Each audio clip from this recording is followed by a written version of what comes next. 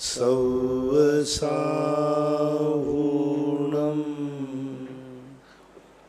पंच परमेष्टि भगवान की जय हो। आचार्य श्री गुरुवर कुंद कुंद महाराज की जय हो। आचार्य श्री गुरुवर विद्यासागर महाराज की जय हो। परम पूज्य निरापक मुनि श्री 108 सुधा सागर जी महाराज की जय हो। ललितपुर से आलोक मोदी की जिज्ञासा है, गुरुवर के चरणों में त्रिवार नमोस्तु। महाराज से मेरी जिज्ञासा है कि दर्शनोपयोग और मति ज्ञान का प्रथम भेद अवग्र, इन दोनों में अंतर को किस प्रकार समझे, कृपया उदाहरण सहित समझाने कृपा करें। इन दोनों में बहुत सूक्ष्म अंतर है। दर्शन में जो है मात्र है की अनुभूति होती है और अवग्रह में कुछ है, क्योंकि विषय विषय सन्निपात सन्निकर्ष विषय और विषय का ज्ञान का दर्शन ज्ञान जो दर्शन है उसका जो पदार्थ के अभिमुख होना, इसके संबंध में दो परिभाषाएं मिलती हैं। एक परिभाषा है कि दर्शन जब विषय से सन्निपात करता है, सन्निकर्ष करता है, तो जो पहली बार में एहसास होता है कुछ है मात्र की अनुभूति होती है, तो उसके माध्यम से वह दर्शन जाता है। दूसरा बात पूज्यवर वीरसेन स्वामी महाराज ने ये परिभाषा भी बनाई है कि अंतर्ग्राही दर्शनम बाह्यग्राही ज्ञानम बहिर्ग्राही ज्ञानम, यानी अंतर यानी जब उस पदार्थ को जानने का जो अभिमुख चेष्टा है, उस पदार्थ के अभिमुख होना, ये भी दर्शन की परिभाषा में आता है।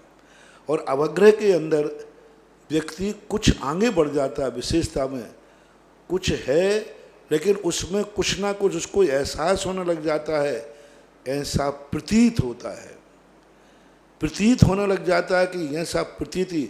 दर्शन में प्रतीति की अनुभूति नहीं, दर्शन में है की अनुभूति हुई, और उसमें अपनी विशेषता को लेकर के प्रीति की अनुभूति होने लग जाती है। और वो प्रीति की अनुभूति होती है तभी तो जिज्ञासा होती क्या है। हालांकि इतना सूक्ष्म अंतर है अपनी दृष्टि से, बाकी आगम की और सर्वज्ञ भगवान की दृष्टि से दर्शन में और अवग्रह में बहुत मोटा स्थूल अंतर है। दर्शन सामान्य को ग्रहण करता है, ज्ञान विशेष को ग्रहण करता है।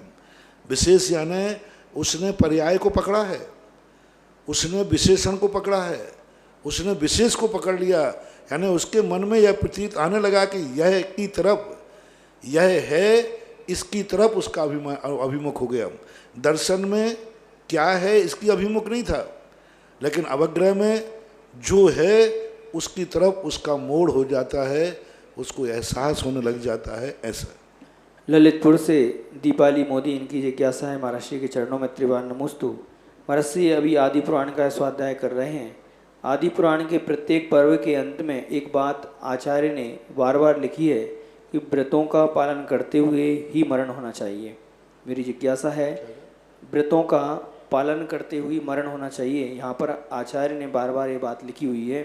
तो मेरी जिज्ञासा है कि कई जीव ऐसे हैं जो व्रतों का पालन तो करते हैं परंतु उनके अंदर कषायों की मंदता नहीं हो पाती, और दूसरी ओर ऐसे भी जीव हैं जिन्होंने व्रत तो नहीं लिए परंतु उनमें कषायों की बहुत मंदता देखी जाती है। ऐसे में इन दोनों में कौन श्रेष्ठ है? यदि कषायों की मंदता ना हो तो मात्र व्रत ग्रहण करने से कोई लाभ होता है कि नहीं? कृपया इसका बहुत अच्छा समाधान पूज्यवर नेमीचंद महाराज ने घोमरसार में दिया कि कषाय की तीव्रता है तो भी व्रत ही श्रेष्ठ है, और कषाय की मंदता है तो भी आवृत्तिपना श्रेष्ठ नहीं है। क्योंकि आवृत्तिपना, कषाय की मंदता है लेकिन वो आवृत्ति है, तो उसके अंदर में वह कहीं अपने दुर्गति आदि को प्राप्त हो सकता है। लेकिन वृत्ति है और कषाय की तीव्रता है।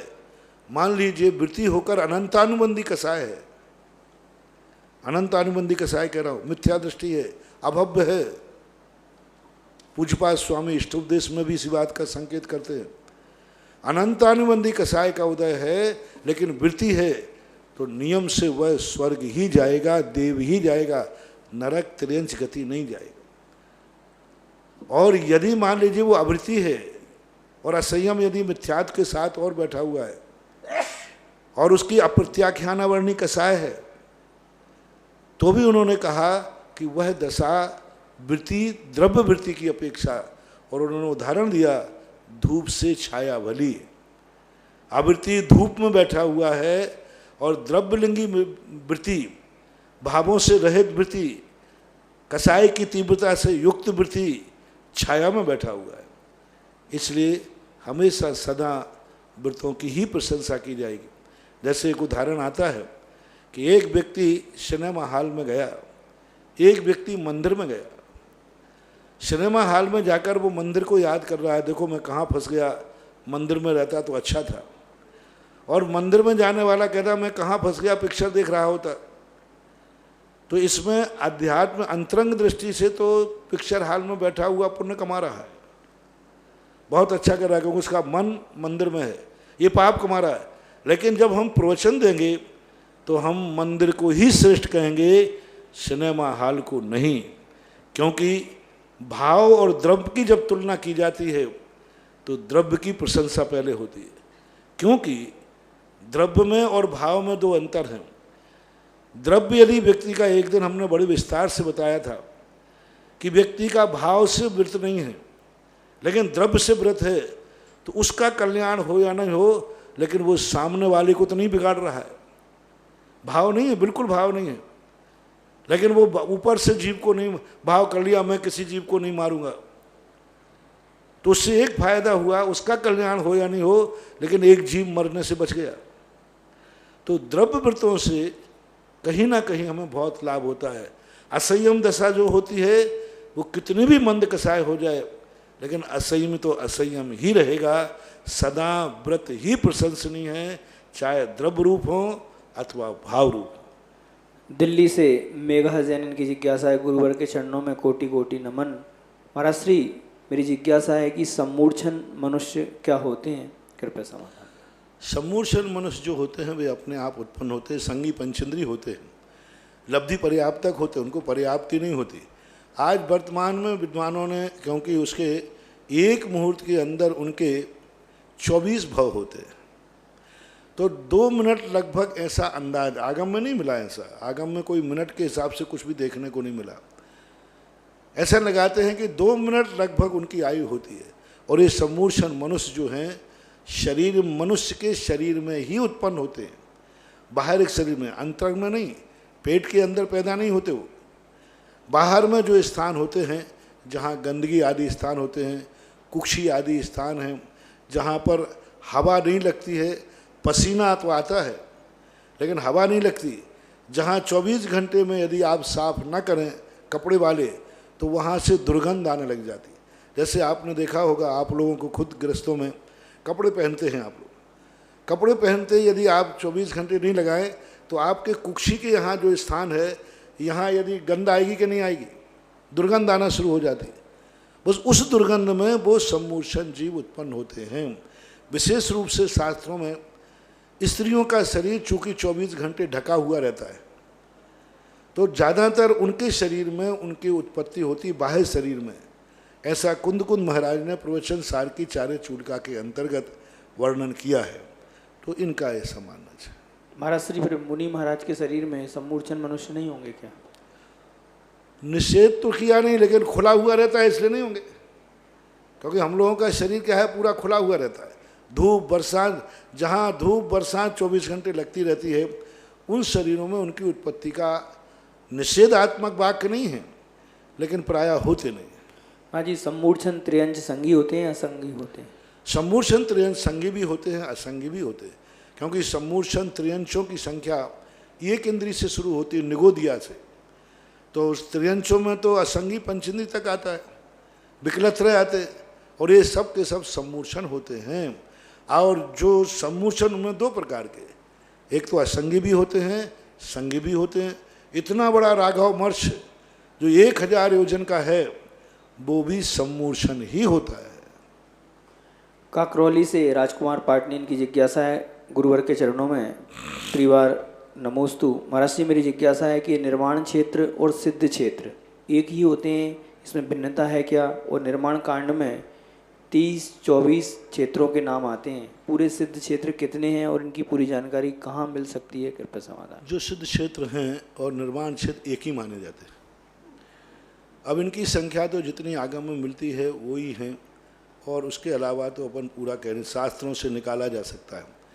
प्राय निर्माण कांड में बहुत सारे ले लिए गए। अब उसके बाद भी कुछ छूट गए हैं, कुछ जो हैं वो हो सकता है पूजपाठ स्वामी के समय पर उपलब्ध नहीं रहे हों। उन्होंने तो पूरा प्रयास किया है कि उन्होंने एक छोटे छोटे स्थानों को भी उन्होंने वर्णन किया, सामान्य केवलियों का भी उन्होंने वर्णन किया। अब उसके बाद इतिहास है, तो अभी इतिहास तो खोजने का विषय है। सारे भारत में कितने सिद्ध क्षेत्र हैं ये तो आप लोग ही खोज सकते हो। मेरे पास तो निर्माण कांड ही सबसे बड़ा प्रमाण है। उसमें जितने सिद्ध क्षेत्र हैं वे क्षेत्र, उनमें भी कई क्षेत्र आज उपलब्ध नहीं हैं, आज देखने में नहीं आते, लेकिन निर्माण कांड में वर्णन है। तो ऐसा आष्टा सीहोर से श्रीमती चंदा जैन, इनकी जिज्ञासा है। महाराज श्री के चरणों में त्रिवार नमोस्तु। महाराज श्री, कषायों का वासना काल कितना होता है और ये वासना काल किसे कहते हैं? कृपया समाधान। वासना काल की परिभाषा होती है कि किसी भी राग द्वेष की घटना घटने के बाद और जब तक हम उसके प्रतिकार की भावना बना के रखेंगे, जैसे हमने किसी को सोच लिया कि इसको मारना है, पीटना है, गाली देना है, और बस ये भाव कर लिया और बस चल रहा है, हमने इसको कभी रिटर्न नहीं किया, तो जब तक हम ये भाव नहीं करेंगे अरे मैंने कहाँ का भाव कर लिया, छोड़ो, तब तक ये वासना काल चलता रहे। चाहे भली आप भूल गए, आप सो गए, आप भूल भी गए, आपको याद भी नहीं है कि मैंने क्या भाव किया था, तो भी वासना काल माना जाएगा, क्योंकि आपने संकल्प तो किया है उसको मारने का, लेकिन अब मैं नहीं मारूंगा ऐसा भाव आपने किया ही नहीं है, इसलिए वासना काल आप भूल गए, आपको याद नहीं है, लेकिन वासना काल चलता रहता है। किसी से अपन को राग हो गया, अब वो राग हुआ था भूल गए, लेकिन वो मन में राग पड़ा हुआ है, वो वासना काल है। यदि ये भाव आ गया मैं कहाँ किस राग द्वेष के चक्कर में पड़ा हूँ, इसलिए गृहस्थ के लिए 24 घंटे में प्रतिक्रमण, पूजा पाठ ये क्यों गिनाए जाते? इसी वासना काल को तोड़ने के लिए। क्योंकि पूजा में तुम नियम से कहीं ना कहीं पढ़ोगे कहाँ के राग द्वेष में पड़ा है, कहाँ क्या मैंने द्वेष कर लिया है, मैं समाप्त करता हूँ। तो पूजा करते समय, विनय पाठ पढ़ते समय, भक्तांबर आदि पढ़ते समय एक समय को भी अर्थ प्रत्यय आ गया कि जो मैंने राग द्वेष किए मेरा स्वभाव नहीं, वासना काल टूट गया। और यदि नहीं आया तो वासना काल पूरे जीवन भर चल सकता है। आगम के अनुसार गृहस्थ अविरत सम्य दृष्टि का वासना काल 6 महीने का होता है। अप्रत्याख्याना वर्णी का वासना काल 6 महीने। वृत्ति जो प्रतिमाधारी हैं उनका वासना काल अधिकतम 15 दिन। जो मुनिराज हैं इनका वासना काल एक अंतर मुहूर्त, एक अंतर मुहूर्त से ज़्यादा। यदि मुनि को किसी से भी राग द्वेष हो गया हो, किसी से भी, राग भी लेना द्वेष भी लेना, क्रोध भी लेना, मान भी लेना, माया भी लेना, लोभ भी लेना, हास्य भी लेना, रति भी लेना, अरति लेना, भय जुगुप्सा आदि कोई भी कसा है, कोई भी राग द्वेष संक्षेप में माने, हो जाता है, हो गया। यदि वो एक अंतर मुहूर्त के अंतर उत्कृष्ट अंतर मुहूर्त यदि अपन ले भी लें तो 47 मिनट के अंदर अंदर यदि उसने अपना वासना काल नहीं संभाला, 47 मिनट के अंदर किसी के प्रति राग द्वेष को नहीं त्यागा, 47 मिनट के अंदर उसने ये नहीं कहा अरे मैं कहाँ उलझ गया, क्या लेना देना ठीक है, इसके कारण मैं अपना मुनिपद थोड़ी खराब कर दूंगा, इसके कारण से मैं अपना मुनिपद नष्ट कर दूं क्या? नहीं। तो वो क्या करेगा, तुरंत वो कहेगा अरे मुझे राग द्वेष हो गया, मैं छोड़ता हूँ। इसलिए प्रतिक्रमण 3 बार करता है मुनिराज। और ये वासना काल का प्रतिक्रमण तो मुहुर्मुहुर, हर अंतर मुहूर्त में व्यक्ति को, मुनि को बुद्धिपूर्वक, जब राग द्वेष बुद्धिपूर्वक किया है तो वासना काल को भी बुद्धिपूर्वक ही छोड़ना पड़ेगा। महाराज हमें तो गुस्सा आ गया था, राग जाग गया था, लेकिन अब तो मैं भूल गया क्योंकि प्रतिक्रमण में बैठ गया, आहार को चला गया, सामायिक करली भूल गया। नहीं, राग द्वेष बुद्धिपूर्वक किया था तो बुद्धिपूर्वक ही तुम्हें संकल्प करना पड़ेगा मन में, अब से मैं इससे राग द्वेष भाव छोड़ता हूँ, ये मेरा स्वभाव। यदि ऐसा उसने नहीं किया तो 47 मिनट के बाद मुनि धड़ाम से गिर करके नीचे गुरुस्थान में आ जाएगा। 15 दिन में नहीं किया तो नीचे आ गया, 6 महीने में नहीं किया तो मिथ्या दृष्टि हो जाएगा नियम से। और प्रथमाधारी है, 15 दिन के अंदर एक बार जरूर मन में भाव आएगा ये मेरा स्वभाव नहीं। ग्रस्त आप अविरति हैं, किसी से भी राग द्वेष 6 महीने के अंदर एक बार परिणाम आना ही चाहिए राग द्वेष को। ऐसा ही महाराज श्री मुनि महाराज के लिए पाक्षिक प्रतिक्रमण और वार्षिक प्रतिक्रमण और चातुर्मासिक प्रतिक्रमण और आत्मार्थिक प्रतिक्रमण जी कराते हैं, तो क्या महाराज जी इनसे भी ये वासना काल का संबंध रहता है? नहीं, इनका कोई वासना काल से संबंध नहीं है, ये प्रतिक्रमण है। वासना काल को हम तस्मिच्छामि दुक्कडम कह के तोड़ देते। प्रतिक्रमण ये पाठ है, प्रतिक्रमण में और पाठ में अंतर है। प्रतिक्रमण मुहुर में होता है, जब जब वो अपने आप में तस्मिच्छामि दुक्कडम, जब जब वो प्रमाद में आता है तब तब प्रति अंतर मुहूर्त में साधु अपनी गिरावट को महसूस करता है। ये जो पाक्षिक आदि हैं ये प्रतिक्रमण पाठ हैं, ये इसलिए किए जाते हैं कि जिससे हमें उन अपराधों का याद आ जाए। और प्रतिक्रमण जो किया जाता है याद करके उसको मिथ्या किया जाता है। इसलिए इन प्रतिक्रमणों का वासना काल से कोई भी संबंध नहीं है, क्योंकि ये तो बहुत मुश्किल है। ये तो अपराध का है, राग द्वेष का नहीं। अपराध में और राग द्वेष में अंतर है, ये बात ध्यान रखना। वासना काल होना और अपराध होना अलग चीज़ है। अपराध किसी से कोई गलती हो गई, अपना खुद का व्रत टूट गया, अपनी एरिया समिति टूट गई, भाषा समिति टूट गई, ऐष्णा समिति में चूक हो गई, ये कहलाता है अपराध। मूल गुण में छूट गया, झूठ बोलने में आ गया, हिंसा आदि कोई बात हो गई, ये सारे कहलाते हैं अपराध। इनसे वासना काल नहीं बनता। मान लीजिए आज अपराध किया है और अपराध करने के बाद प्रतिक्रमण नहीं कर पाया, चूक गया, 15 दिन में चला गया, तो ये तो अपराध के काल में आएगा। सामने वाले से राग द्वेष करना, कसाय करना। कसाय यानी हम इस चींटी को मारेंगे, इस मच्छर को, इसने मुझे दुख क्यों दिया। अबुद्धिपूर्वक प्रमादवश मच्छर मर गया, ये अपराध है। इसने मुझे काटा है इसलिए मैं इसको मारूंगा, ये कसाय वासना काल में चला जाएगा। तो जब सामने वाले को हम बुद्धिपूर्वक अपमानित करते हैं, उपेक्षित करते हैं, वो वासना काल का काल अंतर मुहूर्त है मुनि के लिए। और जो अपराध हो जाते हैं व्रतों में, दोष लग जाते हैं, इनका सुबह शाम भी होता है, पाक्षिक भी होता है, उत्तमार्थिक भी होता है। भोपाल से सुनीता जनन की जिज्ञासा है, पूज्य महाराज श्री के चरणों में त्रिवार नमोस्तु। महाराज श्री मेरी जिज्ञासा है कि रत्न करणरक श्रावकाचार्य की गाथा 102 में आया है कि सामायिक के मुनि तुल्यता में लिखा है कि सामायिक के समय यदि श्रावक वस्त्र का त्याग कर देते हैं तो वो भी उतनी अवधि के लिए मुनि महाराज के समान हो जाते हैं। क्या महाराज जी ये कथन सत्य है? क्या गृहस्थ उस अवधि के लिए मुनि माना जाएगा? कृपया समाधान। मुनि होना और मुनि समान होने में बहुत अंतर है बाह्य की अपेक्षा से, क्योंकि मुनि भी बाहर से देखने में आ रहा है। मैं आपसे पूछता हूँ, देखो मुनि समान कैसे हो जाएगा। मुनिराज बैठे हैं ध्यान में और उन्हीं में एक ब्रह्मचारी भी कपड़े उतार करके मुनि के साथ ध्यान सामायिक कर रहा है, और आप किसी को भी नहीं जानते, आप वहाँ पहुँच गए हैं। तो आप मान लीजिए 10 मुनिराज थे, 11वां ब्रह्मचारी वहीं बैठा था, तो आप 11 को मुनि मान के नमोस्तु करोगे कि श्रावक मान के? मुनि मान के करोगे? तो अब सबकी दृष्टि में तो मुनि आ गया ना, क्योंकि बराबर बैठा है। लेकिन क्या वो अंदर से मुनि हो गया? नहीं हुआ। तो ये कहा जाता है जब दिगंबर में चेलोपसृष्ट मुनि रे हो, तो मुनि की उपमा उसको मुनि समान है। जैसे समान के अर्थ में कहा, अरे भैया वो साक्षात शेर है, शेर। तो क्या वो शेर है? लेकिन उसके क्रोध आदि कसाय बहुत तीव्र है। अरे साक्षात आग है, वो आग बरसती है उससे, तो वो साक्षात आग बरसती है, तो आग लगना चाहिए?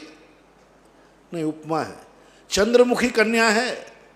अब चंद्रमुखी कन्या कहने का तो फिर मुखी चंद्रमा है, तो अमावस्या के रात में उसी को खड़े कर दो छत पे। चंद्रमा जो है, चंद्रमा जब निकलता है तो अंधेरा भाग जाता है, और किसी ने कह दिया चंद्रमुखी कन्या, तो ऐसा करो छत पे उसी को खड़े कर दो, रात भर उजेला बना रहेगा। नहीं, ये उपमाएं कहलाती हैं, ये सत्यार्थ से परे होती हैं। कुछ एकाध उनका गुण देख करके, बाह्य गुण देख करके उससे उपमा दे दी जाती है, ऐसा मानना चाहिए। मुनि नहीं हो गया वो। भोपाल से विनीता अंशुल ठग इनकी जिज्ञासा है, महाराज श्री के चरणों में त्रिवार नमोस्तु। महाराज जी, मेरी जिज्ञासा है कि आगामी 27 तारीख को श्रुत पंचमी महोत्सव का कार्यक्रम आने वाला है, अतः हम आपसे निवेदन करते हैं इसे भी आप जिस तरह अक्षय तृतीया को मनाया गया उसी तरह श्रुत पंचमी पर भी भक्ताम्र का पाठ, एक श्रुत पंचमी की श्रुत की महिमा को बताएं एवं इसको मनाने की कृपा। कब है? 27 तारीख को। देखते विचार करते हैं, सोचते हैं इसमें। अब पहली बार आया ध्यान में, क्या करते हैं वो सोचते हैं। धर्मपुरा दिल्ली से मीनू जैन इनकी जिज्ञासा है, महाराज श्री के चरणों में त्रिवार नमोस्तु। महाराज श्री, मेरी जिज्ञासा है कि पूज्यवर आचार्य मानतुंग महाराज ने जब भक्ताम्र की रचना की तो उन्होंने बीज अक्षर को ध्यान में रखकर रचना की, या फिर रचना के बाद सारे अक्षर बीज मंत्र बन गए? क्योंकि भक्ताम्र का हर एक अक्षर बीज मंत्र है, या फिर उनके मुख से स्वयं भी निकलकर ये बीज मंत्र भक्ताम्र बन गए? ये तो पूज्यवर जाने कि उनके मन में क्या भाव था, लेकिन मैंने तो जब देखा तो मुझे तो बीजाक्षर की प्रतीति हुई। अब उन्होंने किस उद्देश्य से कहा था? कभी कभी लेखक, प्रवचनकार ऐसी बात लिख देता है कि वो अर्थ लेखक को भी मालूम नहीं है और पढ़ने वाला वो अर्थ निकाल लेता है। लेखक को मालूम नहीं कि इसमें ये अलंकार है, छंद में है, लेकिन पढ़ने वाला। अभी गोष्ठी की आचार्य ज्ञान सागर महाराज के ग्रंथों के ऊपर सन 1995 में आज किशनगढ़ के अंदर जयोदय महाकाव्य गोष्ठी थी। लगभग 125 विद्वान लगभग उसमें आए थे और बहुत विद्वानों का एक बहुत बड़ा वो था। अब उस समय जाकर के जब देखा तो ज्ञान सागर महाराज को खुद मालूम नहीं कि मेरे जयोदय महाकाव्य में यह अलंकार है, यह अर्थ गौरव भरा हुआ है, और लोगों ने पढ़ करके वो निकाला। तो मैंने कहा ज्ञान सागर महाराज की तो दोनों टीका है, संस्कृत टीका और हिंदी टीका, इसमें तो है ही नहीं। तो विद्वानों ने कहा कोई जरूर नहीं, महान आत्माओं से निकले हुए जो शब्द होते हैं वे अनंत अर्थ लिए होते हैं, और जो महान आत्मा तो किसी पर्टिकुलर अभिप्राय को लेके वो शब्द बोला, लेकिन सुनने वाला ना जाने कितने अर्थ निकाल लेता है। तो ऐसा ही मानना चाहिए कि अर्थ बहुत होते हैं। पूज्यवर मानतुंग आचार्य महाराज ने क्या दृष्टि रखी है वो बताने का साहस मेरे में नहीं, क्योंकि वो बहुत महान हैं। उनकी अंतर की गहराई को मैं नहीं नाप सकता, उनकी ऊंचाई को मैं नहीं नाप सकता। जयपुर से साक्षी सोनी इनकी जिज्ञासा है, गुरुवर के चरणों में त्रिवार नमोस्तु। महाराज श्री, मेरी जिज्ञासा है कि हमको हमारे पूर्व जन्मों और इस जन्म के पुण्योदय की वजह से सद्गुरु मिलते हैं, जो कि हमारे द्वारा किए जाने वाले गहन पापों से मुक्त कराकर हमको एक अच्छा, संयमी और सच्चा जीवन जीने की कला सिखाते हैं, हमको प्रेरणा भी देते हैं। वो ऐसे गुरुदेव हमारा उन सद्गुरु से कभी बिछो ना हो, हमको निरंतर हमारे गुरु से मार्गदर्शन मिलता रहे, उनसे हम कभी दूर ना हो, उसके लिए हमको अपना पुण्य और कैसे बढ़ाना चाहिए, तथा हमको ऐसा क्या प्रयास करना चाहिए जिससे कि गुरु के प्रति हमारी श्रद्धा, भक्ति, समर्पण, वैराग्य में कोई कमी ना आवे, वो हमेशा यथावत बनी रहे। कृपया समाधान रखें। मैं बहुत बार प्रश्नों में कहा करता हूँ, जो वस्तु मुझे चाहिए है उस वस्तु के अनुकूल अपना आचरण होना चाहिए, हमारे आचार विचार उनसे मैचिंग होना चाहिए, उनका अपने जीवन में कभी अनादर ना हो, उनके प्रति हमारा उपेक्षा भाव ना है, हमारा कभी स्वार्थ भाव बीच में ना टकराए, और उनके प्रति हम सदा ऐसे भाव करते रहें कि हे भगवान, मेरा गुरु के प्रति कभी प्रतिकूल भाव ना आए, मैं सदा उनकी आज्ञा में पालन करने में समर्थ रहूं, मैं उनकी हर आज्ञा का पालन कर सकूं, कभी भी मैं उनकी उपेक्षा न करूं, और कभी भी है जिन जैसा अपन को बनना है कभी उनसे बड़े बनने का भाव मत सोचना, उनकी बराबरी से मत टकराना। जैसे मैंने एक दिन प्रवचन कहा था, बेटा कितनी बड़ा हो जाए, यदि इन पिता को द्वारा तुम चाहते हो कि ये पिता मुझे मिले, तो कभी ये भाव नहीं आना पिताजी अब मैं भी बड़ा हो गया हूँ, अब मैं कोई आपसे कम नहीं हूँ, मैं कोई छोटा नहीं हूँ, मेरी भी कोई हिम्मत है। ये भाव यदि तुमने बड़ों के सामने कर लिया, वे बड़े तुम्हें कभी नहीं मिलेंगे, इससे बड़ा अनादर कोई हो नहीं सकता। बेटा के मन में ये भाव आ गया कि अब पिताजी ने कुछ कहा, पापा अब मैं भी बड़ा हूँ, मेरी भी कोई इज्जत है, आप मुझे छोटा मत समझें कि मैं छोटा था तब कुछ भी कर सकते थे। ये परिणाम आ गया, आपके बेटा पिता का संबंध टूट गया। ऐसे ही गुरु के संबंध में है। यदि शिष्य को ये भाव आ जाए, अब मैं कोई छोटा नहीं रहा, बुद्धू नहीं हूँ, मैं भी गुरु से कम नहीं हूँ, मैं भी गुरु की बराबर में हो चुका हूँ, मेरी भी कोई इज्जत है, मेरी भी जयकार है, मेरे लिए भी लोग दुनिया मानती है, मैं भी कोई हूँ। यदि ऐसा भाव शिष्य के अंदर आ गया तो गुरु और शिष्य का संबंध खत्म हो गया। और ऐसा भाव आवे कि गुरु के सामने सदा व्यक्ति उनके चरणों की धूल बना रहे, सदा कितनी भी ऊंचाइयां हो जाएं, शुद्ध केवली पना भी हो जाए, और गुरु बिल्कुल अंगूठा छाप है। गुरु को नमोकार मंत्र का अर्थ आता है और चेला द्वादशांग का पाठी हो गया है, तो भी गुरु के सामने वह अपने आप को वैसा ही माने जैसे कि दीक्षा के पहले दिन मानता है। जब जब हम बड़ों के सामने बड़े होते हैं, वे बड़े हमसे दूर भाग जाते हैं, और जब जब हम बड़ों के सामने कितने ही बड़े हो जाएं, उनके चरणों तक बने रहते हैं, तो वे बड़े हमें सदा मिलते रहते हैं। शोकनगर से सम्यक जनन की जिज्ञासा है, पर महाराज श्री के चरणों में त्रिवार नमोस्तु। महाराज श्री, मेरी जिज्ञासा है कि क्या संस्कृत और प्राकृत भाषा अनादि निधन है? क्योंकि देखने में आता है कि भाषाएं काल समय में बदलती रहती हैं। यदि नहीं होती तो फिर नमोकार मंत्र अनादि निधन कैसे होगा? कृपया समाधान करें। भाषाएं तो 700 भाषाएं थी, 18 मुख्य भाषाएं, 700 भाषाएं। अभी भाषाओं का तो कह नहीं सकते कि उनमें भाषाओं में संस्कृत भी रही है। सिद्धो वर्ण, हमारे यहाँ एक कातंत्र उपमाला नाम की व्याकरण है, उसमें एक सूत्र आया है, सिद्धो वर्ण समामना है। ये जो 52 अक्षर हैं या 49 अक्षर हैं, ये अनादि काल से हैं, इनके अलावा कोई भाषा होती नहीं। अब इन शब्दों को ही आप किसी रूप में लिपि बदल सकते हो, उच्चारण नहीं बना सकते। इंग्लिश में भी आप बोलोगे, मान लो आपने दैट बोला, तो उसमें बोलने में क्या आया? दा, ए और टा। मान लो आपने ऐसा किया तो ध्वनि क्या आई? ढप ढप, धम धम, तो धा और माँ। कान में नियम से अक्षर ही आएंगे। घंटा बजाया तो अपन जब घंटे बजाने टन टन टन, तो मुंह से क्या निकला? टा और ना। तो हमेशा मुंह में जो जितने भी चीज आती, कानों में हमारे जो पढ़ते हैं शब्द ही पढ़ते हैं, क्योंकि ध्वनि कोई ना कोई आकार लेके आएगी, ध्वनि का कोई ना कोई अक्षर होगा, ध्वनि कोई ना कोई अक्षर के रूप में आएगी। तो इसलिए ये जो शब्द हैं अनादि अनंत काल से चले आए हैं, इसलिए नमोकार मंत्र भी अनादि अनंत कालीन चला आया है। जबलपुर से संध्या जाने की जिज्ञासा है, गुरुवर के चरणों में त्रिवार नमोस्तु। महाराज से मेरी जिज्ञासा है कि क्या अधिक से अधिक 608 व कम से कम 608 जीव ही मोक्ष जाते हैं? ये संख्या निश्चित है, न कम न ज़्यादा, क्या ये सही है? कृपया समाधान करें। मोक्ष जाने की और निगोज से निकलने की संख्या ये बिल्कुल फिक्स है, ना कम होता है ना ज़्यादा होती है। रोहतक से छवि जैन की जिज्ञासा है, महाराज श्री के चरणों में नमोस्तु। महाराज श्री, अस्थिकाय का प्रयोग दो जगह होता है, पंच अस्थिकाय, प्रशम, संवेग, अनुकंपा और आस्तिक। इन दोनों में क्या कुछ समानता भी है या नहीं? कृपया बहुत अंतर है। अस्थिकाय नहीं, वो आस्तिक है। वो आस्तिक होना अलग चीज है, आस्थावान, और अस्थिकाय होना अलग चीज है। इसलिए दोनों को एक मत माने।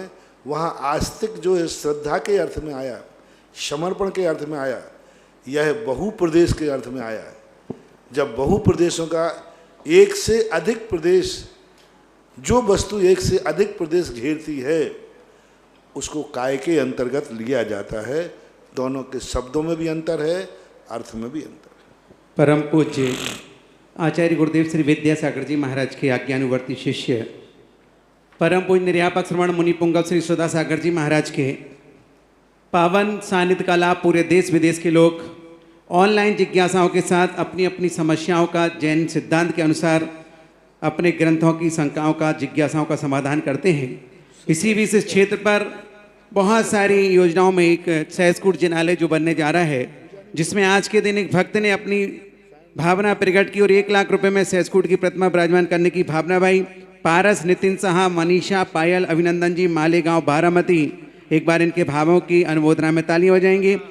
असीम कालीन चलने वाले भक्तांबर महामंडल विधान, जीवन भर आप रहे या ना रहे, आपके परिवार के नाम से इस क्षेत्र पर वर्ष में एक दिन आपके परिवार की ओर से विधान रहेगा। और यदि आप उस समय यहाँ पहुँचते हैं तो क्षेत्र कमेटी के द्वारा आपको आवास की, भोजन की संपूर्ण व्यवस्थाएं, द्रव आदि की सब आपको व्यवस्थाएं दी जाएंगी। तो ऐसे असीम कालीन भक्तांबर में नरेश कुमार जी जैन, निशा जैन की शादी की 40वीं सालगिरह के उपलक्ष्य में सुपुत्र नवीन जैन एवं पुत्रवधू मीनू जैन नगीना हरियाणा द्वारा इन्होंने 51,000 रुपये की राशि प्रदान करने की स्वीकृति दी है। दूसरा 51,000 रुपये की राशि निकिता पाटिल, सांगली, महाराष्ट्र, इन्होंने भी असीम कालीन भक्तांबर के लिए अपनी राशि स्वीकृति यहाँ पर भेजी है। सभी के भावों की सम्मान में अनुमोदना में तालियां बजाएंगे। अगली जिज्ञासा हमारी है महाराज श्री अतिशय क्षेत्र ध्यान डोंगरी भिंडर से दिगंबर जैन समाज, नरसिंहपुरा समाज भिंडर से अध्यक्ष पारसमल पंचोरी, अतिशय क्षेत्र ध्यान डोंगरी से महाराज जी निर्माण कमेटी के मुखिया हैं।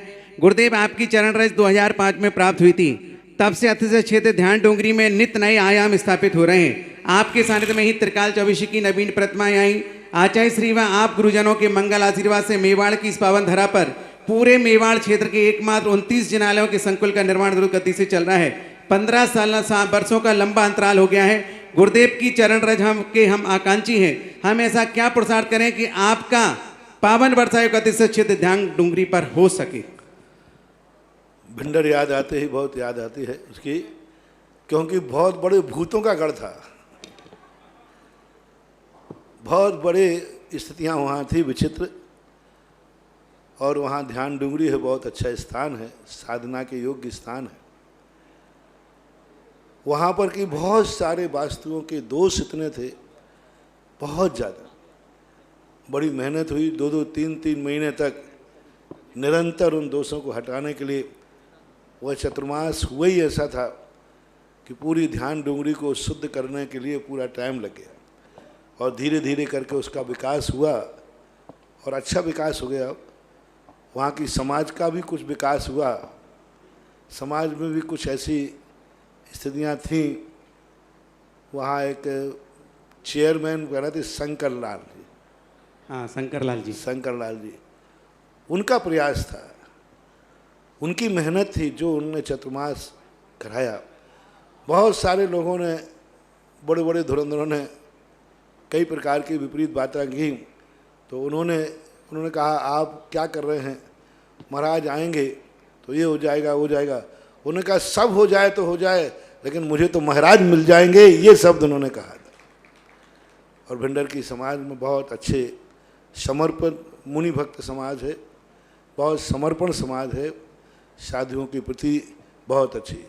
अब वहाँ के लिए, और वहाँ पर भिंडर की बात करें, हाँ भिंडर, तो वहाँ के, और अब वहाँ पर बहुत अच्छा चौबीसी आदि भी ध्यान डोंगरी, हमारे संघ के महाराज एक और प्रमाण सागर जी का चतुर्मास भी, शायद चतुर्मास भी हुआ था ना, हाँ वहाँ नहीं प्रमाण सागर जी भी गए थे ना, हाँ, प्रमाण चातुर्मास सागर के बाद गए थे। नहीं, जो कुछ भी हुआ हो हमारे संघ के साथियों का। और वहाँ बाजू में एक सालड़ा भी है जहाँ मूर्तियाँ निकली थी, वो क्षेत्र का है। तो वो अब चातुर्मास आदि कब कहाँ कैसा होगा वो तो युग की बात है। अगली जिज्ञासा है मंदसौर से पवन कुमार अजमेर एडवोकेट। गुरुवर के चरणों में नमोस्तु। हे गुरुवर, क्या जिनालय में मूल वेदी पर अभिषेक पूजा की क्रियाएं न करके किसी अन्य वेदी पर अभिषेक पूजन करने से क्या श्रावक की दैनिक क्रियाएं पूर्ण मानी जाएंगी? मानी जाएगी। नहीं, 7 जिनालय में वर्तमान शासन नायक भगवान महावीर स्वामी का अभिषेक होना आवश्यक है या नहीं? नहीं, कोई जरूर नहीं। अगली जिज्ञासा है मुनिश्री के चरणों में त्रैवा नमोस्तु। मुनिश्री ऋषि मंडल स्तोत्र के रचयिता कौन है? श्रीमती बिमला जैन गुना से निवेदन। कौन के? ऋषि मंडल स्तोत्र के।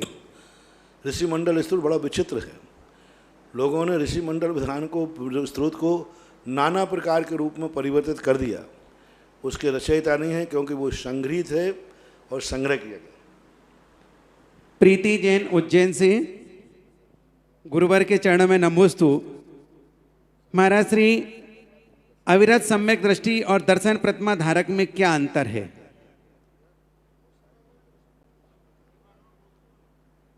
महाराज श्री, अविरत सम्यक दृष्टि और दर्शन प्रतिमा धारक में क्या अंतर है, कृपया समाधान करें। अब इस संबंध में बहुत सारे विचार हैं। अविरत सम्यक दृष्टि अविरत सम्यक दृष्टि ही है, लेकिन मैं ये मानता हूँ कि अविरत सम्यक दृष्टि जो पंचम गुण स्थान में जाने का अभ्यास करता है उसे दर्शन प्रतिमा कहते हैं, क्योंकि दर्शन प्रतिमा के लिए कई आचार्यों ने उसे पंचम गुण स्थानवर्ती माना है, क्योंकि देश वृत्ति के 11 भेद किए हैं, देश वृत्ति के 11 भेद किए श्रावक के। इस अपेक्षा से तो लगता है कि पहली प्रतिमा पंचम गुण स्थान में आना चाहिए, लेकिन जब इसका और विस्तार देखते हैं तो देश वृत्ति की जब भी महिमा जब गाई गई है तब 12 वृत्तों से गाई गई। ये 11 भेद तो किए गए, बराबर किए गए, लेकिन जब भी देश वृत्ति की महिमा गाई गई तब 12 वृत्तों से गाई गई। 16वें स्वर्ग में जन्म लेने के लिए जब कहा कि देश वृत्ति ही पैदा होगा, देश वृत्ति को अविरत व्यक्ति 16वें स्वर्ग में नहीं जा सकता। कौन जाएगा? तो उनका देश वृत्ति जाएगा।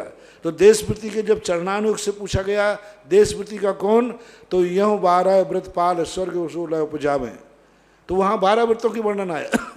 तो चरणानुग की व्याख्या में जब देश वृत्ति की परिभाषा बनती है तो वो 12 व्रतों की मुख्यता देते हैं, लेकिन उसी चरणानुग में जब श्रावक की महिमा आती तो 11 हैं। तो अब ये संबंध में बहुत विचारणीय प्रसंग है। मेरे दृष्टिकोण से तो पंचम गुण स्थान 12 व्रतों के पहले नहीं बनना चाहिए। आगम में स्पष्ट रूप से ऐसी घोषणा नहीं की कि पहली प्रतिमाधारी पंचम गुण स्थानवर्ती माना जाएगा, ऐसा स्पष्ट उल्लेख भी नहीं मिल रहा है। बस इतना मिला है श्रावक के देश वृत्ति के 11 भेद होते हैं। बरेली से दीपिका जैन, नमोस्तु गुरुवर। जब कोई व्यक्ति मन्नत मांगता है कि अगर मेरी मनोकामना पूरी हो जाएगी तो मैं मंदिर में जाकर ये करूँगा, तो जो भी उसने कहा हो तो यह करना क्या सही है? इसमें कोई दोष तो नहीं है? उसने क्या मांगा है इस पर आधारित होता है। मन्नत कितनी मांगी है इस पर आधारित होता है। मन्नत काय की मानी है, मन्नत तो बहुत गलत भी हो सकती है, तो उसकी मर्यादा होना चाहिए। मन्नत का अर्थ एक भावना, हमारे यहाँ मन्नत शब्द नहीं आता, हमारे यहाँ भावना आती। यदि उसने अपनी भावना अपनी मर्यादा में की है, ऐसी मर्यादा की है जिससे गृहस्थी कलंकित ना हो, जो गृहस्थ की मर्यादा में आगम के अनुसार गृहस्थी के लिए जिन वस्तुओं की जरूरत होती है यदि उतना ही मात्र उन्होंने कहा है, उतना ही मात्र कहा है, तो फिर कोई बाधा नहीं है भावना करने में, इतनी कर सकता है। विवेक जैन, इंदौर विनयनगर। महाराज श्री नमोस्तु। आपके पावन सानिध्य में अभी हमने विगत दिनों में ऑनलाइन लाइव टेलीकास्ट के माध्यम से महावीर जयंती, अक्षय तृतीया आदि मनाया। गुरुदेव, इस महीने में 21 तारीख को शांतिनाथ भगवान का महोत्सव कल्याणाक, 26 तारीख को धर्मनाथ भगवान का महोत्सव कल्याणाक और 27 तारीख को श्रुत पंचमी महापर्व है। हम चाहते हैं कि 3 तो आप नहीं करा सकते, लेकिन तीनों में से कम एक कार्यक्रम ऐसा हो जाए ताकि सारे देश विदेश के लोग लाभान्वित हो सकें। आगे 21 तारीख को अभी श्रुत पंचमी की बात कर दी। हाँ, आ गई ना 27, 21 को, 26 को और 27 को। अभी तो हम इस पर मैंने कोई विचार नहीं किया। सभी लोग अब थोड़ा थोड़ा मंदिरों में की तरफ आप लोगों का मुख हो। देखो, मंदिरों में होड़ मत मचाओ, सरकार जितनी छूट दे रही है उसका लाभ उठाओ, लाभ उठाओ। सब लोग होड़ मत करो। कोई एक व्यक्ति मंदिर जा रहा है तो दूसरा कहता है वो ही क्यों जाएगा, मैं भी जाऊंगा। अरे ये समझो कि मैं भली नहीं जा पाया, भगवान के पास तक कोई भक्त तो पहुंच गया। आप लोग जैसे कई बार ऐसा होता है रिश्तेदारी में, स्वयं नहीं जा पाते तो कोई दूसरा पहुंच जाता, तो ये तो हो जाता है भाई उनकी तरफ से कोई तो आ गया। अरे ये मत मानो, सोचो कि मैं क्यों नहीं पहुंचा, ये सोचो कम से कम मंदिर में कोई तो सुबह से पहुंच गया, वहाँ कोई तो अभिषेक कराया, कोई तो अर्घ चढ़ाया आया, कोई तो लाडू चढ़ा दिया। ये खुशी होना चाहिए। समाज में ये होड़ मचिए, वो क्यों गया, वो गया तो मैं भी जाऊँगा, वो गया तो मैं भी जाऊँगा। पता चला कि गवर्नमेंट ने कहा कोई भी नहीं जाएगा, बोले अब शांति है, अब शांति है। मतलब ये सबसे बड़ा कसाय कहलाती है। मुझे नहीं तो किसी को नहीं, या तो कोई नहीं जाएगा नहीं तो सब जाएंगे। ऐसा मत करो, ये बहुत बड़ी कसाय है। ये सोचो कि कोई भी चला जाए। 14 तारीख को महावीर जयंती है, आप लोग बाकायदा अपने गवर्नमेंट को, अपने निकटवर्ती थाने को सूचना देकर बाकायदा जो वो कानून बताया कि 5 लोग जाना, 2 लोग जाना, 1 लोग जाना, इस व्यवस्था से जाना, आप पूछ करके और निर्माण लाड़ू को जा सकते हैं। मुझे विश्वास है कि यदि आप अपनी इंसानियत के माध्यम से अपने प्रशासन से अनुमति लोगे तो प्रशासन जरूर आपको अनुमति देगा, लेकिन वो अपनी मर्यादा में देगा।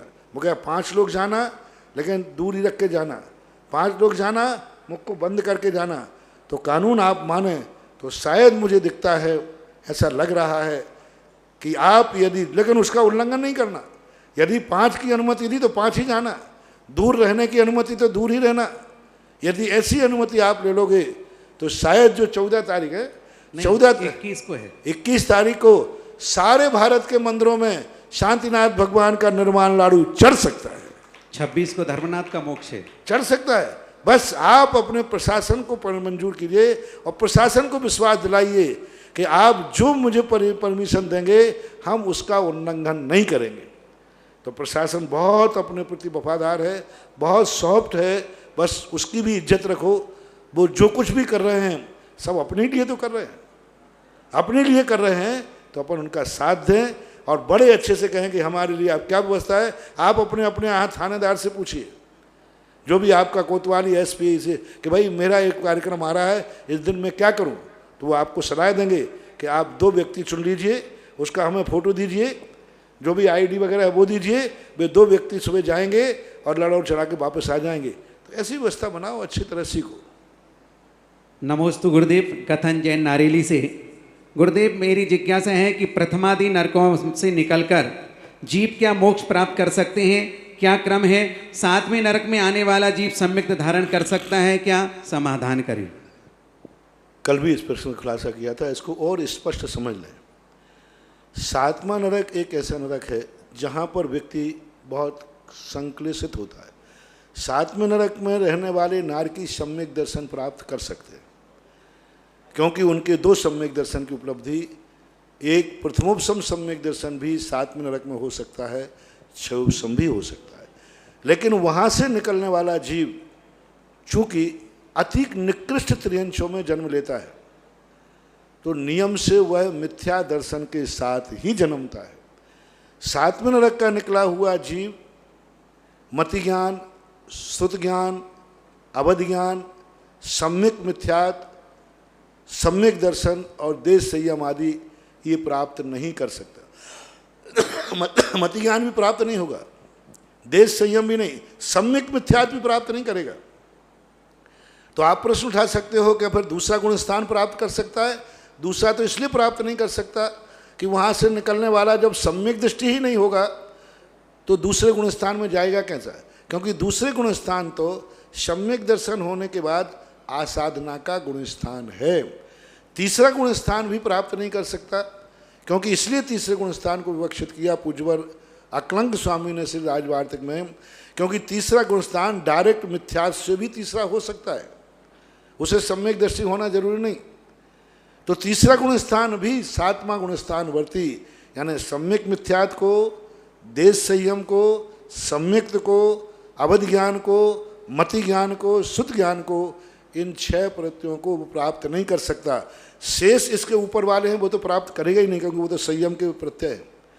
6वें नरक का व्यक्ति जो है, जीव जो है, वहाँ से निकलने वाला जीव इन 6 को तो प्राप्त कर सकता है। मत ज्ञान भी प्राप्त कर लेगा, शुद्ध ज्ञान भी प्राप्त कर लेगा, अवध ज्ञान भी प्राप्त कर सकता है और देश संयम भी प्राप्त कर सकता है और सम्यक मिथ्यात गुण स्थान भी प्राप्त कर सकता है। क्योंकि सम्यक दर्शन प्राप्त कर रहा है तो सम्यक मिथ्यात प्राप्त कर ही लेगा।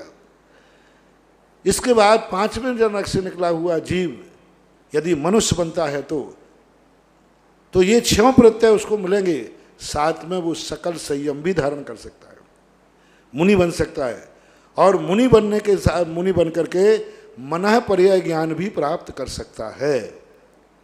5वें नरक का निकल, लेकिन मोक्ष नहीं जाएगा। 4थे नरक से निकला हुआ जीव इन 6 प्रत्ययों के साथ साथ मनः पर्याय ज्ञान भी प्राप्त कर सकेगा, यानी मति, श्रुत, अवधि, मनः पर्याय ज्ञान, सम्यक मिथ्यात, सकल संयम और केवल ज्ञान भी प्राप्त कर सकता है। 4थे नरक का निकला हुआ व्यक्ति केवल ज्ञान भी प्राप्त कर सकता है। तीसरे नरक का निकला और दूसरे और पहले नरक के जीव सब पहले वाले प्रत्यय तो करेंगे ही करेंगे, साथ में तीर्थंकर प्रकृति का भी बंद कर सकता है, लेकिन बलभद्र, नारायण, चक्रवर्ती आदि नरक से निकला हुआ जीव नहीं बन सकता। ऐसी गत्यागति के संबंध में वर्णन है। इतना ही। अगली जिज्ञासा ऑनलाइन रिकॉर्डिंग के माध्यम से खांडू कॉलोनी से। कल यदि उसमें वो सप्तम स्थान में जो सम्यक दर्शन की, पहले तो मैंने यही कहा था कि मिथ्यात्व के साथ ही नियम निकलेगा, बाद में मैं छठवीं पृथ्वी का बता रहा था कि वहाँ से जब व्यक्ति कोई द्वारा निकल के नरक जाएगा तो वो छूट जाएगा। हो सकता है उसमें सातवीं पृथ्वी का नाम आ गया हो, स्लिप हो गया हो, लेकिन पहले तो मैंने यही बोला था कि सातवें नरक का व्यक्ति नियम से मिथ्या दृष्टि ही रहता है, सम्यक तो प्राप्त नहीं करता है। अगली जिज्ञासा गुरुदेव, खांडू कॉलोनी से वीरेंद्र मेहता एवं समस्त समाज की ओर से आपके चरणों में कोटि कोटि वंदन गुरुदेव, कोटि कोटि वंदन। गुरुदेव, कल हमारी कॉलोनी के 20 जैन परिवार पर कोरोना वायरस के तलवार की धार पर 20 परिवार आ गए गुरुदेव। गुरुदेव, आपको जैसे ही मालूम हुआ आपने वहीं से ही सभी इन 20 परिवारों के सकुशल घर लौटने का आशीर्वाद दिया गुरुदेव आपने। गुरुदेव, आपके आशीर्वाद से ये कोरोना रूपी तलवार की धार गुरुदेव मखमल की कोमल चादर में बदल गई गुरुदेव, और मात्र 24 घंटों में सभी 20 परिवार की रात को ही रिपोर्ट नेगेटिव आ गई और सभी 20 परिवार को रात को ही हॉस्पिटल से रिलीव कर दिया। गुरुदेव, बस मैं वीरेंद्र मेहता एवं समस्त कॉलोनी वासी प्रार्थना करते हैं गुरुदेव कि यही करुणा, ऐसा ही आशीर्वाद गुरुदेव हमेशा ही हम कॉलोनी वासियों पे बनाए रखना गुरुदेव। एक बार फिर से मेरी कॉलोनी समाज की ओर से आपकी चरणों में बारंबार वंदन वंदन वंदन गुरुदेव। खांडू कॉलोनी में जब चतुर्मास हुआ उसके बाद से खांडू कॉलोनी ऐसे हैं कि मैं भूलना चाहूँ तो भूल नहीं सकता, जय हो। क्योंकि महीना भर के अंदर अंदर कोई ना कोई खादोनी वाला, कितने साल हो गया, 10-15 साल तो हाँ हो गए। ऐसा एक महीना भी नहीं पूरा हो पाता, कोई ना कोई खांडू कॉलोनी वाला आके याद दिलाई देता हमारा दुनिया में खांडू कॉलोनी भी है। यानी जब से जुड़े हैं ऐसे जुड़े हैं कि वह हम भूलना चाहें भी तो नहीं भूल सकते। निरंतर आकर के, और खांडू कॉलोनी का जो एक भगवान की भक्ति का जो स्वरूप है, वहाँ जो अभिषेक और शांति धारा की परंपरा का जो विश्वास है, वो खांडू कॉलोनी है, जहाँ एक दिन इतनी भयभीत थी, जवान मौतें होती थी और कई वर्षों तक ये रहा। लोग आके कांपते थे, लोग कहने लगे थे कि महाराज हमें खांडू कॉलोनी छोड़ना पड़ेगा, और ऐसी ऐसी मौतें होती थी कि कुछ पूछो मत। और जब मैं वहाँ गया, वस्तुतः कुछ ऐसी स्थितियाँ वहाँ थीं, ऐसे दोष वहाँ थे, जब कमेटी को बात कही और वहाँ पंचोरी वगैरह थे, विजय चंद जी सेठ साहब आते हैं। हाँ, विजय चंद जी पंचोरी सेठ साहब, अमृतलाल जी सेठ जी, इन सब से गए। इन्होंने कहा आप जो कहोगे वो सब करने को तैयार हूँ, और उन्होंने मेरी बात मानी। और जब से वो खांडू कॉलोनी का सुधार हुआ है, तब से पूरी मुझे कहने की ज़रूरत नहीं, पूरी खांडू कॉलोनी को मालूम है कि उसके पहले क्या स्थिति थी और बाद में क्या स्थिति बनी, क्योंकि खांडू कॉलोनी है। हाँ, और उसके बाद खांडू कॉलोनी, और वहाँ जो उन्होंने विश्वास करके अभिषेक और शांति धारा, वीरेंद्र जी से मेरा कहना है, ये सारा चमत्कार आप लोगों ने जो बात मानी कि जो खांडू कॉलोनी में अभिषेक और शांति धारा की परंपरा को और भक्तांबर को जो मैंने बढ़ाया, सारी दुनिया यही कहती थी आपके जाने के बाद ये सब खत्म हो जाएगा, आपके जाने के बाद कुछ नहीं चलना, ना शांति धारा चलेगी ना भक्तांबर चलेगा। लेकिन खांडू कॉलोनी एक मिसाल है कि प्रतिदिन प्रति साल वहाँ शांति धारा वाले कम नहीं हुए हैं, बड़े हैं। और वहाँ पर सबसे बड़ी विशेषता देखना, शांति धारा की जो बोली निश्चित करके आए थे, सब स्थानों पर घाटी महाराज जी ज़्यादा है, कम करो, और खांदू कॉलोनी की बढ़ती गई, यानी जो निश्चित की उससे बड़ी। भक्तांबर के थाल बढ़े। तो आप लोगों ने मेरी बात मान करके जो भगवान की अभिषेक शांति धारा का आदर्श प्रस्तुत किया और जो भक्तांबर प्रस्तुत किया, उस भक्ति का चमत्कार है कि इतना बड़ा संकट बातों में टल गया। और मुझे तुम्हारी भक्ति पर विश्वास था, मुझे तुम्हारी भक्ति पर विश्वास था, इसलिए मैंने परसों 2 दिन पहले ही तो आया था, 2 दिन पहले ही आया था। मैंने घबराओ मत, तुम्हारे लिए बहुत जल्दी समाचार मिलेगा कि जो भय है ये भय निर्भय में बदल जाएगा। जय हो। क्योंकि मुझे आप लोगों की भक्ति का पुनीत ने मेरे पास समाचार भेजे थे, तो पुनीत को भी मैंने यही कहा था, घबराना नहीं, जो आया है ये बहुत जल्दी आपको शुभ समाचार देगा। तो कई बार गुरु को अपने भक्तों पर विश्वास होता है कि हमारे भक्तों की सच्ची भक्ति है, उस भक्ति के बल पर मैं घोषणा कर देता हूँ, और घोषणा की और वैसा ही हुआ। आगे भी आप लोग निरोग रहें, स्वस्थ रहें, इस महामारी से आपके यहाँ भटक भी ना पाए, ऐसा मेरा आशीर्वाद है। महाराज श्री आज प्रातःकाल भी वही खांदू कॉलोनी के परिवार वालों ने आपके आभार में, प्रभु के आभार में सुबह शांति धारा में भी अपनी स्वीकृति देकर के शांति धारा कराई थी। एक बार ऐसे भक्तों के सम्मान में पूरा देश तालियां बजाएं जो भगवान पर श्रद्धा रखते हैं, गुरु पर पक्की श्रद्धा रखते हैं। अगली जिज्ञासा ऑनलाइन रिकॉर्डिंग। नमोस्तु महाराज जी, नमोस्तु नमोस्तु नमोस्तु। मैं चारू जैन, कैलिफोर्निया USA से। मेरा प्रश्न है महाराज जी कि अगर हम अपने श्वासोच्छ्वास के साथ सांस लेने और छोड़ने के साथ नमोकार मंत्र को जोड़ लें और या प्रयास करते रहें, तो इसका हमारे भावनात्मक और शारीरिक तौर पर जो लाभ होगा उसके बारे में थोड़ा जानना था। अगर हो सके तो आप कृपया समाधान दीजिए। बहुत बड़ा लाभ है, क्योंकि श्वास पर इसलिए नमोकार मंत्र को भेजा जाता है कि श्वास एक हवा का रूप लेती है, और उस हवा के साथ यदि हम नमोकार मंत्र पढ़ेंगे तो जब नमोकार मंत्र हमारे अंदर जाएगा तो वह नमोकार मंत्र, वह हवा, क्योंकि हवा हमारे शरीर को स्वस्थ रखती है, ऑक्सीजन हमारे शरीर को, आत्मा से हवा का कोई संबंध नहीं है, आत्मा को ऑक्सीजन श्वासोच्छ्वास से कोई मतलब नहीं है। लेकिन आत्मा और शरीर का जो गठबंधन है, आत्मा और शरीर को जो जोड़े रहता है, वो श्वासोच्छ्वास होता है। श्वास बंद हो जाती है, आत्मा शरीर अलग हो जाते हैं, श्वास चलती रहती है, आत्मा शरीर जुड़े रहते हैं। तो एक इतना बड़ी शक्ति है ये हवा, और उस हवा में यदि हमने नमोकार मंत्र जोड़ दिया तो ये संबंध शरीर और आत्मा का ऐसा बना रहेगा कि आत्मा से शरीर दुखी नहीं होगा और शरीर से आत्मा दुखी नहीं होगी, क्योंकि उस ऑक्सीजन के ऊपर, उस श्वास के ऊपर हमने नमोकार मंत्र को स्थापित कर दिया। जब हम निकालते हैं उसको, जब हम निकालते हैं तो निकलते समय वह कार्बन निकलती है, लेकिन जब वह मंत्र के साथ निकलेगी तो वह हमारी जो निकली हुई कार्बन है वो भी जहाँ जहाँ तक जाएगी उस नौकर्म को ठीक करती है।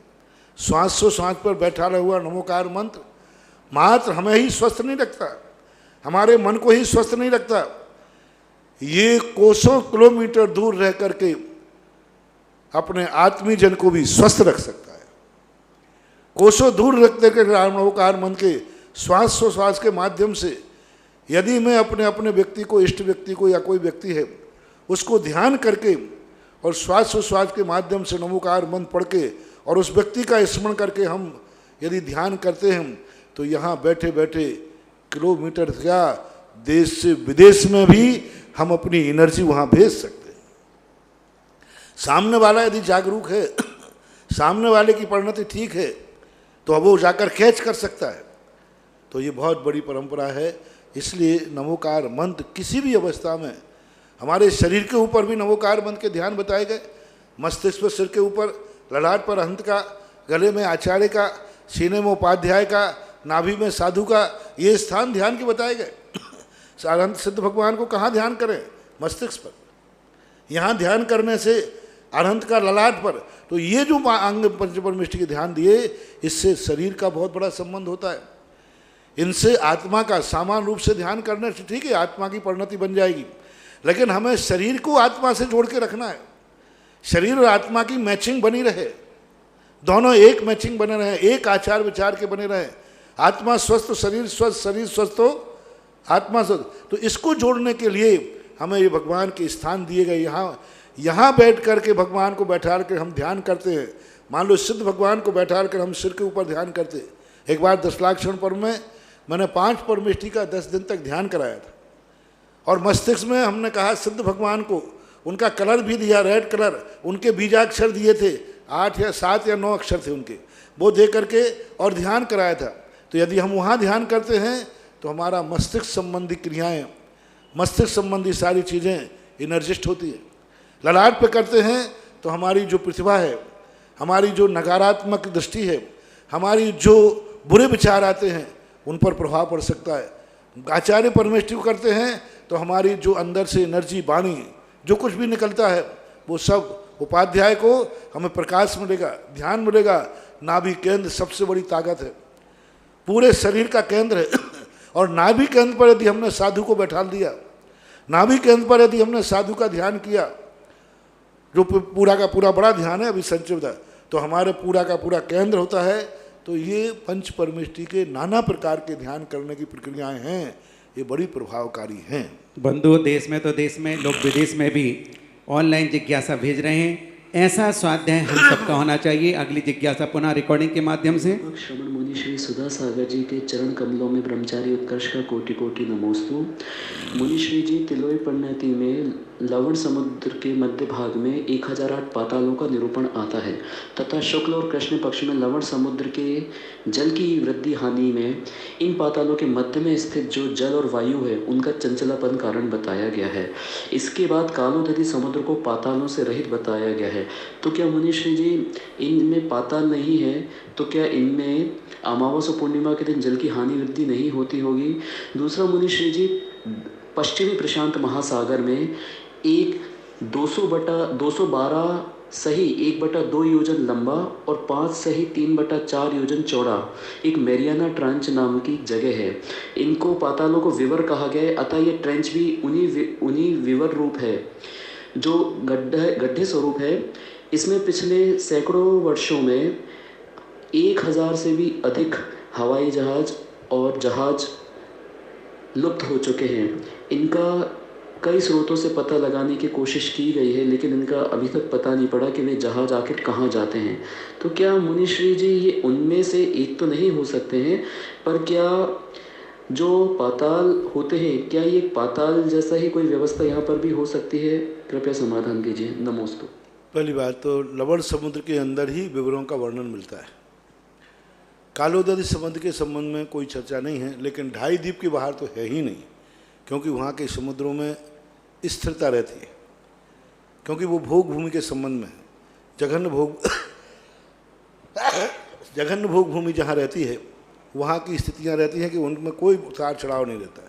लेकिन लवण समुद्र के संबंध में जो है, ये बराबर जो ज्वार भाटे होते हैं, और जो आपने चर्चा की कि हजारों यान समा गए, उन पर अपना विकल्प उस पर जा सकता है। लेकिन बस इतना सा टारगेट नहीं मिल पा रहा है कि ये जो विवर हैं ये हमारे आर्यखंड से कितनी दूरी पर है, कहाँ है।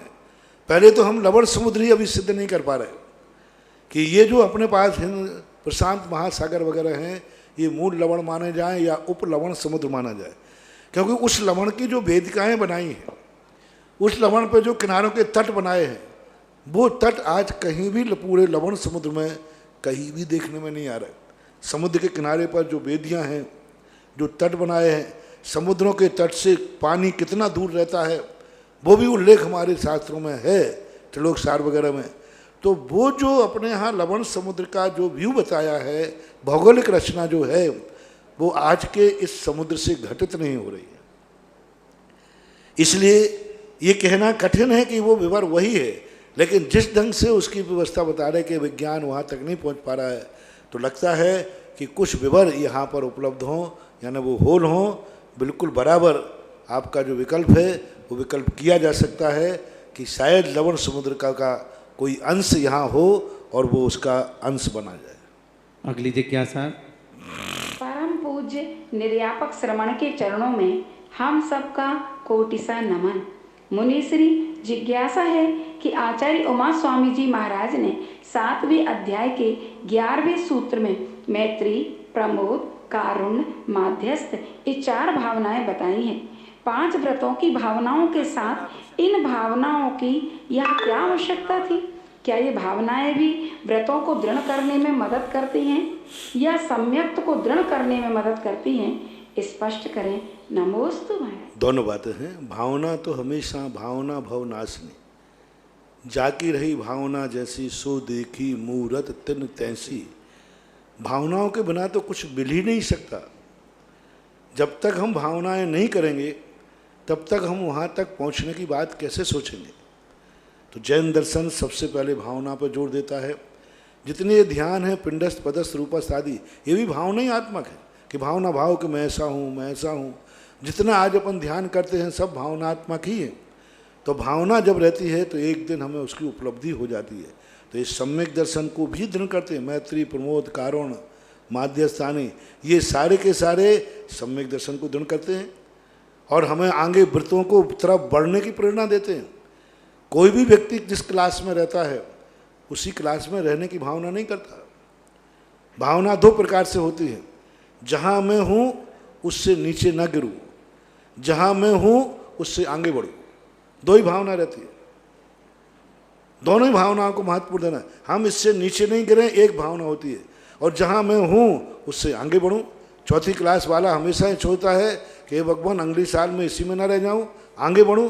तो ये जो व्रतों की भावनाएं दी जाती हैं, इनके 2 पर्पस हैं। जो व्रत लिखते हैं स्थैर्यार्थम, यानी उनमें स्थिरता प्राप्त करने के लिए और आगे बढ़ने के लिए, ये 2 विचारधाराएं होती हैं। बराबर इनसे होता है। अगली जिज्ञासा रिकॉर्डिंग। भक्तांबर स्तोत्र में आचार्य मानतुंग महाराज कहते हैं कि हे भगवान, आपका स्तवन करने से तो संसारिक प्राणियों के दुख दूर निश्चय से होते ही हैं, किंतु जो अज्ञानी हैं, मंद बुद्धि हैं, अगर वो जीव आपका स्तवन नहीं भी कर पाए, आपके नाम की चर्चा ही करें, तो भी निश्चय से उन जीवों के दुख दूर होते हैं। उसी प्रकार हे गुरुवर, आपके साक्षात दर्शन करने से तो हमारे भवों के दुख दूर होते ही हैं, किंतु आपका नाम लेने से, आपका चिंतन करने से भी हम अज्ञानी प्राणियों के दुख दूर होते हैं। ऐसे परम उपकारी गुरुवर के चरणों में कोटि कोटि नमोस्तु। गुरुजी, मेरी जिज्ञासा है कि सम्यक दर्शन, सम्यक ज्ञान और सम्यक चारित्र, ये आत्मा के गुण हैं या गुणों की पर्याय हैं? और यदि ये आत्मा के गुण हैं तो इनको मोक्ष मार्ग क्यों कहा, मंजिल क्यों नहीं कहा? कृपया समझा दीजिए। ये आत्मा के गुण नहीं हैं, गुणों से प्रकट हुई पर्याय है। पूज्यवर वीर सिंह स्वामी ने धवला की 12वीं पुस्तक के अंदर स्पष्ट रूप से किया, सम्यक दर्शन जो है श्रद्धा गुण की पर्याय है। गुण शब्द का प्रयोग उन्होंने किया है। ज्ञान गुण की पर्याय जो सम्यक ज्ञान की, तो ये गुण नहीं है, गुणों की पर्याय है। और पर्याय सदा व्यतिरेकणी होती है। पर्याय जो है आती है और चली जाती है। इसलिए सम्यक दर्शन ज्ञान चारित्र ये साधन रूप पर्याय है। गुणों की वस्तु में 2 पर्याय निकलती हैं, एक साधन रूप और एक साध रूप। एक पर्याय और निकलती है बाधक रूप। 3 पर्याय निकलती हैं। एक अपने आत्मा के गुणों में वो पर्याय निकलती है जो हमारे विकास में बाधक होती है, जैसे मिथ्या ज्ञान, मिथ्या दर्शन आदि, ये बाधक पर्याय हैं। एक पर्याय वो है जो साधक रूप निकलती है और एक पर्याय वो है जो साध रूप निकलती है। इन 3 पर्यायों को पर्याय ही कहा जाता है, क्योंकि गुण जो है गुण और द्रव्य जो भी अपना फल देते हैं, चाहे वो साध रूप में देवें चाहे साधन रूप में देवें, पर्याय के माध्यम से ही देते हैं। द्रव्य और गुण ना तो साधन रूप होता है ना साध रूप होता है। साध्य की प्राप्ति होगी वो भी पर्याय रूप होगी। जैसे एक संसारी प्राणी मोक्ष प्राप्त करता है तो सिद्धालय प्राप्त हुआ तो सिद्ध एक पर्याय है, मुनि है एक पर्याय है। तो साध्य भी पर्याय रूप ही होता है, साधन भी पर्याय रूप होता है और बाधक कारण भी पर्याय रूप होता है। द्रव्य और गुण तो एक हम उन पर्यायों को ताकत देते हैं। द्रव्य तो उन अविभागी प्रतिशोधों का स्टोर है, द्रव्य और गुण तो वो पर्याय स्टोर हैं जहाँ से पर्यायों को मटेरियल मिलता है। वो खजाने हैं, वो भोक्ता हैं, वो जो माल आएगा उसको भी रखेंगे और जो देंगे वो भी देंगे। लेकिन जो कुछ भी परिणमन दुनिया में होता है, चाहे साधन साध हो, वो पर्याय रूप ही होता है। नमोस्तु महाराज जी। अंशु गोदा कोटा से। गुरुदेव, तृतीय वर्षीय पाठ्यक्रम में द्रव्य संग्रह पढ़ रही हूँ, उसमें पर्याप्ति के भेद में आहार पर्याप्ति को अच्छे से समझाने की कृपा करें। और गर्भ में आने के पहले ये पर्याप्ति पूरी होती है क्या? आहार पर्याप्ति का अर्थ होता है जैसे जीव आता है उसको भोजन चाहिए, भोजन से तो शरीर बनेगा। तो ये आहार नहीं, कवलाहार वगैरह है। गर्भ के अंदर जो स्थान रहता है वहाँ आते ही वो चारों तरफ से आहार को ग्रहण करना शुरू करता है। पूज्यवर्य कोटि महाराज ने उदाहरण दिया कि जैसे एक गर्म सिक्का है, यदि अपन उसको रख दें और चारों तरफ पानी भरें तो चारों तरफ से पानी को खींचता है वो गर्म सिक्का, क्योंकि वो गर्म है। तो सारे इसी प्रकार जीव जब आता है तो चारों तरफ से वहाँ के जो मटेरियल होता है उसको इकट्ठा करता है और इकट्ठा करके अपने चारों तरफ होकर के एक लुगदी का रूप ले लेता है, एक गोल आकार का रूप ले लेता है। उसका उन्होंने अलग अलग टाइम से वर्णन किया। तो पहले क्षण में आते ही वो आहार को ग्रहण करता है। आहार पर्याप्ति पूर्ण तो हो जाती है, लेकिन आहार पर्याप्ति का उदय पूरे जीवन काल चलता रहता है। अपन जो जी रहे हैं वो इस कवलाहार से नहीं जी रहे। कवलाहार आहार पर्याप्ति नहीं है। यदि अपनी आहार पर्याप्ति खत्म हो जाए तो अपन कितना भी खा लेंगे तो भी शरीर में तेज, कांति और ताकत नहीं आएगी। इसलिए आहार पर्याप्ति जो पर्याप्तियां हैं, इच्छा पर्याप्ति, जीवन भर इनका उदय बना रहता है। लेकिन वहाँ इसलिए पूर्णता का अर्थ समर्थ, यानी वे अपने शरीर के लिए आहार ग्रहण करने में पूर्ण समर्थ हो गई। उस समर्थ का नाम ही पूर्ण है। उदय तो हमेशा बना रहता है। आइएगा, आज की जिज्ञासा समाधान यहीं पर विराम होगी। इसके पहले जिनवाणी स्तुति करेंगे। इसके पूर्व तैयार रहेंगे ब्रह्मचारिणी प्रीति दीदी का पूरा परिवार, जिन्होंने आज परम पूज्य महाराज श्री की आहारचर्या में आहारदान देने का सौभाग्य प्राप्त किया था और प्रभु के दरबार में भी दीपों के साथ भक्तामृत स्तुति का पाठ भी करेंगे।